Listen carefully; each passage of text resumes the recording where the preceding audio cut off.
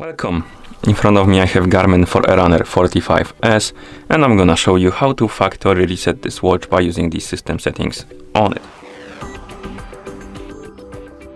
Before we start, if you want to factory reset your watch, make sure that the battery level on your watch is at least above 20 or 30%, because if the battery dies during the resetting process, it might damage your watch.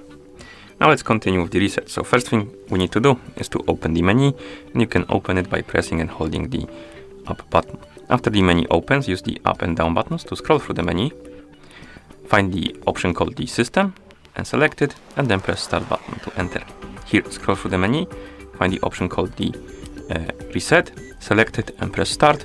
And here we have two options, reset settings and delete all. If you want to reset only the settings to factory default, select the reset settings. And if you want to reset the settings and remove the data from the watch, so basically completely wipe it, select the delete all option. Then select accept and press start to confirm, and wait until the resetting process is complete.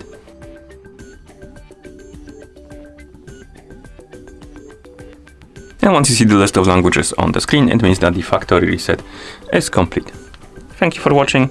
If you found this video helpful, please consider subscribing to our channel and leaving a like on the video.